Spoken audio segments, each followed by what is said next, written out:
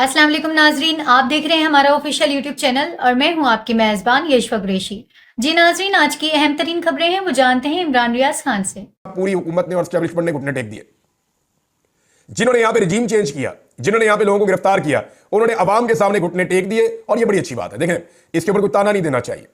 मामला यह है कि अपनी अवाम के सामने हथियार फेंक देना, घुटने टेक देना, यह बहुत बेहतर है कि आप किसी और की फौज के सामने हथियार या घुटने टेक दें। यह बहुत बेहतर होता है। यानी 71 में अगर पाकिस्तानी क़यादत उस वक्त अकल से काम लेती और अपने लोगों का फैसला मानती, अपनी अवाम के सामने जो है वो सरेंडर कर देते और उन्हें कहते कि ठीक है आपका जो राइट है वो हम आपको दे रहे हैं, तो फिर दुश्मन के सामने सरेंडर ना होता। ये बिल्कुल सिंपल चीज है और ये किताबों में लिखी हुई है, मैं कोई अपने से बात नहीं कर रहा। ये ऑब्वियस है और ये ऐसे ही होता है, दुनिया में हर जगह ऐसे ही होता है। लिहाजा पाकिस्तान में जो है ये आज़ाद कश्मीर के अंदर जो कुछ भी हुआ, वहां पे फिर फौरी तौर पे कैदी छोड़ दिए गए, लोगों ने खुशी मनाई। लेकिन उसके बाद अब कुछ लोग दोबारा बाहर निकले। इस वक्त की मैं आपको बात बता रहा हूं, लोग दोबारा एहतजाज कर रहे हैं। वो ये कह रहे हैं कि जनाब आपने कैदी तो छोड़ दिए हैं, लेकिन जो ऑर्डिनेंस वापस लेने वाला मामला है उसके ऊपर हुकूमत लहतोलाल से काम ले रही है। हालांकि कमिटमेंट दी है कि ऑर्डिनेंस वापस लिया जाएगा, लिहाजा फौरी तौर पे ऑर्डिनेंस वापस लिया जाए। अब उसके अंदर जो एक तहरीर है हमारे पास, वो तहरीर ये बता रही है कि जनाब फलां फलां फलां फलां जो है वो इसके अंदर कोई सेक्शन लिखे हुए हैं और उनको वो कह रहे हैं जी अब हम खत्म करने जा रहे हैं और मुकदमात जो है वो भी खत्म करने जा रहे हैं और दीगर चीजें जो है वो एक तहरीर से लिखी हुई सामने आई है। लेकिन लोग इसके ऊपर तहफ़्फ़ुज़ात का इजहार कर रहे हैं। लोग कह रहे हैं जी जब तक अमल दरामद मुकम्मल तौर पर नहीं होता हम पुरअमन नहीं होंगे। कश्मीर के शहरियों का क्या है, आज आपने उनके कैदी छोड़ दिए, आप उनकी कल बात मानेंगे नहीं तो वो परसों दोबारा निकल के सड़कों पर आ जाएंगे, फिर वो एंट्री पॉइंट्स की तरफ आ जाएंगे और ये दुनिया के अंदर एक बड़ी खबर बनती है। तो पाकिस्तान जो है वो बहुत अजीब तरीके से पाकिस्तान की रियासत फंस गई है, पाकिस्तान की हुकूमत फंस गई है और उन्हें ये मुतालबा तस्लीम भी करने पड़ते हैं। नहीं करते तो वो एहतजाज करते हैं, मुतालबा तस्लीम करते हैं तो IMF डांटता है। और हुकूमत के बाद इतने पैसे नहीं है, इतनी नालायक और नकम्मी हुकूमत है कि उन्होंने पाकिस्तान को इतना गरीब कर दिया है और पाकिस्तान की मईशत को वहां पहुंचा दिया है कि जिन तबकात को माजी में सब्सिडी दी जा रही थी अब उन्हें सब्सिडी दे नहीं पा रहे। दूसरी एक और बड़ी चीज है नाज़रीन, वो ये है कि साने 26 नवंबर के हवाले से हुकूमत बहुत ज्यादा हसास होती चली जा रही है। एस्टैब्लिशमेंट और हुकूमत का खौफ बहुत ज्यादा बढ़ रहा है क्योंकि 12 लाशें पाकिस्तान तहरीक इंसाफ के पास है और जो लाशें गायब हैं उनके बारे में अभी तक कुछ पता ही नहीं है। मैं लाशें गायब हैं क्यों कह रहा हूं, इसलिए कह रहा हूं कि लोग लापता हैं। जब लोग लापता है तो हमें तो नहीं पता कि वो जिंदा है या शहीद हो गए। यानी जो लोग, ये डाटा तो हुकूमत ने देना था ना कि जनाब इतने बंदे हैं जो हमने गिरफ्तार किए हैं, इसके अलावा हमारे पास कोई नहीं है, ये उनके सारे नाम है, ये नाम हम आपके साथ शेयर कर रहे हैं, इनके अलावा आप चेक कर लें आपका कोई बंदा हमारे पास नहीं है। तो फिर पाकिस्तान तहरीक इंसाफ डाटा देती कि जनाब हमारे इतने बंदे गायब हैं। अभी वो कह रहे हैं 100 से ज्यादा बंदे हमारे गायब हैं।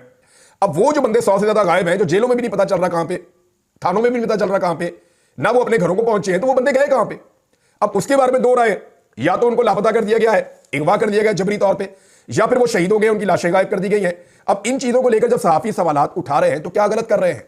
अब जब सवाल कोई उठाता है तो उसके ऊपर जो है वो केस किया जाता है। मिसाल के तौर पे मैं आपको ये बताता हूं कि पंजाब में क्या हुआ और ओवरऑल पाकिस्तान में क्या हो रहा है। डी चौक में शहादतों के हवाले से बात करने पर अब तक पंजाब में FIA ने 30 से ज्यादा मुकदमा दर्ज किए हैं। ये मोहम्मद उमैर साहब ने उन्होंने खबर दी है। 3 रोज में 1 दर्जन से ज्यादा गिरफ्तारियां हो चुकी हैं और क्रैकडाउन अभी तक जारी है। डी चौक एहतजाज इदारों से मुताल्लिक मामलात पर प्रोपेगेंडा या खबरें देने पर 90 मुकदमात हो गए हैं। अरकारे पार्लियामेंट, सहाफी, सोशल मीडिया एक्टिविस्ट नामजद किए गए हैं। 620 सोशल मीडिया अकाउंट्स की निशानदेही की गई है। 470 इसमें से बैरून मुल्क से ऑपरेट हो रहे हैं। इस्लामाबाद से 36, लाहौर गुजरावाला से 11, फैसलाबाद 9 और पेशावर में 6 और मुल्तान में 4 मुकदमात। इस तरह जनाब ये मुकदमा दर्ज किए जा रहे हैं। ये एक खौफ की फिजा बन गई है, यानी अवाम को डराने की कोशिश की जा रही है। जितनी मेहनत की गई थी ना 9 मई के मामले को उठाने के लिए, उससे ज्यादा मेहनत की जा रही है 26 नवंबर के मामले को दबाने के लिए। लेकिन मैंने एक शेर आपको पहले दिन सुनाया था, वो मैं आपको अब फिर सुना देता हूं और ये हकीकत है, इससे कोई कभी नहीं भाग सकेगा कि कातिल ने किस सफाई से धोई है आस्तीन, कातिल ने किस सफाई से धोई है आस्तीन, उसको खबर नहीं कि लहू बोलता भी है। तो जनाब ये खून कहीं ना कहीं से नजर आ जाएगा। जिसके ऊपर एक कत्ल आ जाए ना वो फिर बचता नहीं होता। 302 बड़ी खौफनाक चीज है। कोई किसी भी ओहदे पे बैठा हो, कहीं पे भी बैठा हो, ये चीज पीछा करती है। शाहिद खाकान अब्बासी साहब हो, मुस्तफ़ा नवाज खोकर साहब हों, जमात इस्लामी के लोग हों, फजल रहमान साहब की पार्टी के लोग हों, तहरीक लबैक के लोग हों, अंदरून सिंध की पार्टियों के लोग हों, बलूचिस्तान की पार्टियों के लोग हों, आज़ाद कश्मीर के लोग हों, गिलगित बल्तिस्तान के लोग हों, पूरे पाकिस्तान के लोग ये बार बार कह रहे हैं और सब लोग ये खुलकर कह रहे हैं कि डी चौक में गोली चली है, रियल बुलेट्स चली हैं और ये गोलियां निहत्ते मुजाहिरीन ने नहीं चलाई, ये रियासत की जानिब से चली। शाहिद खाकान अब्बासी ने कहा हुकूमत इसके ऊपर माफी मांगे। ये उनका बड़ा स्ट्रेट फॉरवर्ड स्टेटमेंट है। उन्होंने कहा हुकूमत को PTI मुजाहिरीन पर गोली चलाने के जुर्म में माफी मांगनी चाहिए। मुल्क के लिए सबको एक साथ बैठना पड़ेगा। हुकूमत पाकिस्तान को तहरीक इंसाफ के मुजाहिरीन पर गोली चलाने के मुबैना जुर्म पर माफी मांगनी चाहिए।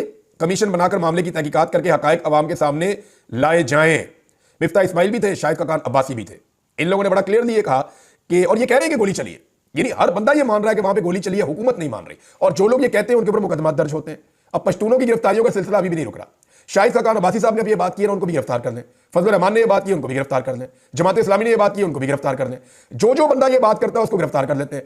तहरीक इंसाफ के ऊपर इतना शदीद दबाव है कि आपने 12वें के बाद 13वां नाम नहीं लेना, और उनके ऊपर इतना शदीद दबाव है कि आपने अपने लापता अफराद का जिक्र भी नहीं करना। आपके लापता अफराद का आपने तस्करा भी नहीं करना, कहीं पे आपने जिक्र नहीं करना कि आपका कोई बंदा लापता है। और जब वो लापता की बात करते हैं तो फिर उसकी या तो डेड बॉडी आएगी या वो जिंदा वापस आएगा, दोनों में से एक ही ऑप्शन है ना।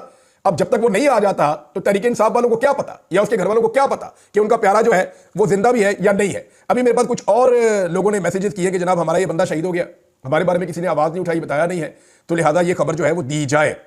अब इसको दबाने की जितनी कोशिश की जा रही है मामले को, ये आलमी सतह पर उतना ज्यादा उठ रहा है। और इमरान खान साहब का इस पर मुतालबा बड़ा सख्त है। वो कहते हैं जी इसके ऊपर एक जुडिशियल इंक्वायरी करवाएं, सीनियर 3 सुप्रीम कोर्ट के जो जजेस हैं उनका एक जुडिशियल कमीशन बनाया जाए और इसके ऊपर एक इंक्वायरी करवा दें। ये इमरान खान साहब का मुतालबा है। अब इमरान खान साहब का मुतालबा जो है वो माना नहीं जा रहा। दिन रह गए पीछे थोड़े। 13 तारीख को इमरान खान साहब ने एक प्रोग्राम रखा हुआ है पेशावर में, और 14 से वो जो है मुल्क की तहरीक का आगाज कर देंगे। और तहरीक क्या है? सिविल नाफरमानी। सिविल नाफरमानी के ऊपर इस वक्त ये हुकूमत के गले पड़ गई है और हुकूमत को एक के बाद एक मुसीबत का सामना करना पड़ता है। ऐसा लगता है कि ये हुकूमत बहुत बुरी तरह दलदल में फंस गई है। इतनी बुरी हुकूमत आज तक कभी किसी को नहीं मिली होगी। वैसे हुकूमत तो अवाम ने नहीं दी, एस्टेब्लिशमेंट ने ये हुकूमत दी है मौजूदा हुक्मरानों को, वरना ये तो सारे अपना इलेक्शन हार गए थे। तो इनको जो है ना तत्ते तवे के ऊपर लाकर बैठा दिया। ये बेचारे कभी इस करवट बैठते हैं, कभी इस करवट बैठते हैं, तो गर्म तवे के ऊपर ये बैठे हुए हैं। ना इन्हें इक्तदार अच्छा लग रहा है, ना ये उसे छोड़ सकते हैं। हालात इनके लिए बहुत मुश्किल हो गए। अब अगर इमरान खान साहब की कॉल यानी सिविल नाफरमानी की, उसके ऊपर मीडिया में एक प्रोपेगेंडा शुरू किया गया है और ये कहा जा रहा है कि शायद पीटीआई डर गई है, पीटीआई कह रही है कि ये नहीं हो सकता, बहुत ज्यादा बददिली पैदा हो गई है, पीटीआई डिवाइड का शिकार होगी। आपको याद होगा इससे पहले भी बार बार ये कहा गया कि इमरान खान साहब माइनस हो चुके हैं, पीटीआई डिवाइड का शिकार हो गई है, बुशरा बीबी जो है वो बनने जा रही है वादा माफ गवाह, और यमीन गंडापुर जो है वो एस्टेब्लिशमेंट के आगे बिक गया है, फलां जो है उसके साथ ये हो गया है, बैरिस्टर घोर जो है वो फलां के साथ खेल रहे हैं, और जो उमर अयूब जो है वो उन्होंने किसी के साथ हाथ कर दिया है, और पंजाब की क़यादत ने ये बड़ी गेमें की हैं। पहले पाकिस्तान तहरीक इंसाफ को तोड़ने की 1 लाख कोशिशें हुई हैं, लेकिन जब तक इमरान खान साहब मौजूद हैं तब तक इस जमात को कोई तोड़ नहीं सकता। ये बिल्कुल एक सिंपल चीज है, क्योंकि इमरान खान साहब की वजह से ये जमात है और वो इस जमात को एक मजबूती के साथ उन्होंने पकड़ा हुआ है, और ये सारे लोग इमरान खान के साथ जुड़े हुए हैं। अब मामला ये है कि जिन्होंने माजी में झूठी खबरें चलाई थी, जो माजी में ये भी कहते थे कि पीटीआई ज्यादा 10-12 सीटें जीतेगी, और जो जीतेगी वो भी सारी दूसरी जमातों में शामिल हो जाएंगे, उन्हें शर्म भी नहीं आई कि पाकिस्तान तहरीक इंसाफ ने पूरे पाकिस्तान में सबसे ज्यादा सीटें ले ली, आधी सीटें छीन ली, फिर भी वो सबसे बड़ी पॉलिटिकल पार्टी आज भी इस मुल्क के अंदर है। पार्लियामेंट के अंदर सबसे बड़ी पॉलिटिकल पार्टी है, आज भी सबसे ज्यादा नंबर उनके हैं। तो ये तो हकीकत है ना, इससे तो कोई भाग नहीं सकता और भागने की गुंजाइश भी नहीं है। अब दोबारा से वही मीडिया और उन्हीं लोगों को इस्तेमाल करते हुए कहा जा रहा है कि सिविल नाफरमानी की तहरीक गले पड़ गई पीटीआई के, और जनाब ये कामयाब नहीं होगी। लेकिन मीडिया से जाली खबरें चलवाने के बावजूद मैं आपको खबर दे रहा हूं कि हुकूमत अंदर से बहुत ज्यादा घबराई हुई है। ओवरसीज पाकिस्तानी जो पैसा भेजते हैं उसकी वजह से हुकूमत का काफी निजाम चलता है, लेकिन अगर ओवरसीज पाकिस्तानी जो पैसा भेजते हैं उसमें वो कमी कर देते हैं, यानी वो जरूरत का पैसा भेजेंगे, चीजें खरीदना बंद कर दें पाकिस्तान में, प्रॉपर्टीज लेना फिलहाल बंद कर दें पाकिस्तान में, या इजाफी पैसा जो पाकिस्तान में वो ट्रांसफर करते हैं हर महीने मुस्लिम मुल्कों से, अगर वो पैसा पाकिस्तान में ट्रांसफर करना और भेजना बंद कर देते हैं, तो ऐसी सूरत में इस हुकूमत के लिए बहुत बड़ा इकोनॉमिक मसला पैदा हो जाएगा। IMF भी इनकी मदद नहीं कर पाएगा अगर तो वो ऐसा कर देते हैं। और इमरान खान साहब की कॉल के ऊपर वो ये कर गुजरे, कोई बैद नहीं है, वो ये कर भी सकते हैं। हुकूमत का डर बता रहा है कि हुकूमत को लगता है कि ये हो जाएगा।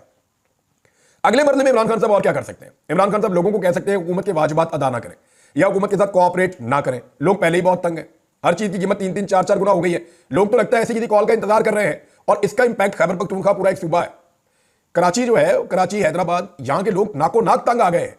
आपका जो अपर पंजाब है या आपका जनूबी पंजाब है, यहां पे भी लोग, सेंट्रल पंजाब में आप डंडे डुंडे मार के कुछ करके आप लोगों से जबरदस्ती बिल ले लेंगे, लेकिन आप हर जगह नहीं ले पाएंगे। लाखों की तादाद में लोगों के मीटर नहीं काटे जा सकते गैस के और बिजली के। चंद कोई 2 दर्जन, 4 दर्जन, 6 दर्जन तो काटे जा सकते हैं, लाखों की तादाद में ऐसा नहीं किया जा सकता, और इतनी बड़ी तादाद में लोगों को गिरफ्तार भी नहीं किया जा सकता। और ये कोई ऐसा जुर्म भी नहीं है जिसमें आप उठा उठाकर लोगों को अंदर ले जाएंगे और आप उन्हें बंद कर देंगे और लोग हमेशा बंद रहेंगे, ऐसा नहीं होगा। अब ये मुमकिन है इमरान खान साहब आने वाले दिनों में जो अस्करी सनती इदारे हैं, यानी फौज से वाबस्ता जो सनती इदारे हैं, उनके बाइकआउट की एक ऑलरेडी मुहिम चल रही है, और उसमें जिस तरह का रद्देमल आ रहा है दोनों तरफ से, ऐसा लगता है कि वो मौसर है। ऐसा नहीं है कि वो मौसर नहीं है या उसका कोई फर्क नहीं पड़ रहा, जरूर वो मौसर है। इसी वजह से दोनों तरफ के रद्देमल आ रहे हैं। एक तरफ का ये कहा जा रहा है कि जनाब ये शोहदा के साथ ज्यादती हो रही है, ये जुल्म हो रहा है, ये फौज के जो सनती इदारे हैं इनका बाइकआउट करने वाले मुहिब वतन नहीं है। यानी अगर कोई बाइकआउट करता है तो उसमें हुब्बुल वतनी कहां से आ गई बीच में? बहरहाल ये फौज के साथ लड़ाई तो नहीं है ना, वो मसनूआत नहीं खरीदना चाहते लोग, ठीक है, उनकी मर्जी है सार्फिन की खरीदें या ना खरीदें, लेकिन उनके खिलाफ एक कंपेन चल रही है और वो जो कंपेन चल रही है वो डेलिबरेटली चलाई जा रही है। अब हो सकता है कि आने वाले दिनों में पाकिस्तान तहरीक इंसाफ या इमरान खान साहब इस कंपेन को ओन कर लें। अभी इसका इतना इंपैक्ट है, अगर इमरान खान साहब इस कंपेन को ओन कर लेते हैं तो इसका इंपैक्ट बहुत ज्यादा बढ़ जाएगा। ये नाज़रीन इस हवाले से 3 बड़ी इंपॉर्टेंट खबरें थी, आजाद कश्मीर के हवाले से, सानिया 26 नवंबर के हवाले से हुकूमत कितनी बौखलाहट का शिकार है, और नंबर 3 जो सिविल नाफरमानी की तहरीक है वो किस तरफ लेकर जा रही है। दूसरी बात यह है कि इमरान खान साहब के कुछ केसेस हैं, पाकिस्तान तहरीक इंसाफ के, इमरान खान साहब के, वो सुप्रीम कोर्ट ऑफ पाकिस्तान के आईनी बेंच में लग गए। आईनी बेंच को हम सब जानते हैं, ये हुकूमत के चुने हुए जजेस हैं। हुकूमत ने इन जजेस को चुनकर अपनी मर्जी के जज पर अपना एक बेंच बना दिया हुकूमत ने। यानी पूरी दुनिया के अंदर कभी भी कोई हुकूमत बेंच नहीं बनाती, लेकिन यहां पे पहली मरतबा पार्लियामेंट और हुकूमत ने एक बेंच बनाया है और अपनी मर्जी का एक बेंच बनाया कि हमारे केसेस ये बेंच सुनेगा। लिहाजा वो जो इंतखाबात में धांधली वाला मामला है वो भी उसी बेंच के सामने लग गया है। जो फौजी अदालतों में सिविलियंस के ट्रायल वाला मामला है वो भी उसी बेंच में लग गया है। एक दो और बड़े इंपॉर्टेंट मामला हैं वो भी उसी बेंच में लग गए हैं। सवाल यह पैदा होता है कि पाकिस्तान तहरीक इंसाफ के वकला इस बेंच के सामने पेश होकर अपने बातचीत करेंगे, दलाइल देंगे, या वो इस बेंच को तस्लीम नहीं करेंगे, क्योंकि ये बेंच 26वीं मुतनाज़े आईनी तरमीम के नतीजे में वजूद में आया। तो जिस तरमीम को ही पाकिस्तान तहरीक इंसाफ नहीं मानती और जिसके खिलाफ वो कंपेन चला रहे हैं, जिस तरमीम के खिलाफ कंपेन चलाते हुए उन्होंने अपने लोग शहीद करवा दिए, बड़ी कुर्बानियां दी हैं, क्या उस तरमीम के नतीजे में बनने वाले बेंच में पाकिस्तान तहरीक इंसाफ अपने मुकदमा चलने देगी या उसके ऊपर अदम एतमाद का इजहार करेगी? ये बहुत इंपॉर्टेंट है। दूसरी जानिब जस्टिस मंसूर अली शाह साहब जो है वो एक के बाद एक कोई ना कोई हथौड़ा छोटा मोटा चला देते हैं। उनसे जब पूछा गया तो उन्होंने कहा भागने वाले नहीं है, सिस्टम के अंदर रहकर बेहतरी के लिए काम करेंगे। ये बड़ी जबरदस्त बात है। और मंसूर अली शाह साहब ने बच्चों के हवाले से बात करते हुए तकरीब के अंदर बार बार ये कहा कि आइन के अंदर एक आर्टिकल है, उसका उन्होंने हवाला दिया बच्चों के हवाले से, और उन्होंने सामने बैठे हुए जज से कहा कि आप इसकी तशरीह कीजिए क्योंकि मैं तो अब कर नहीं सकता और मजबूरी है कि मैं नहीं कर सकता, क्योंकि देखें अब तो आईनी अदालत ही तशरीह करेगी आइन के मामला की, बाकी जजेस तो कर नहीं पाएंगे। चाहे बच्चों के हकूक हों, चाहे खवातीन के हकूक हों, चाहे तालीम का मामला हो, चाहे बुनियादी इंसानी हकूक हों, ये सारे मामला तो अब चले जाएंगे आईनी अदालत के अंदर। अरशद शरीफ शहीद का केस भी आईनी अदालत में लग गया। मुझे नहीं समझ आती वो फौजदारी मुकदमा है। अरशद शरीफ शहीद के ऊपर बहुत सारे मुकदमा पाकिस्तान में किए गए, उनके लिए पाकिस्तान में जमीन को तंग कर दिया गया।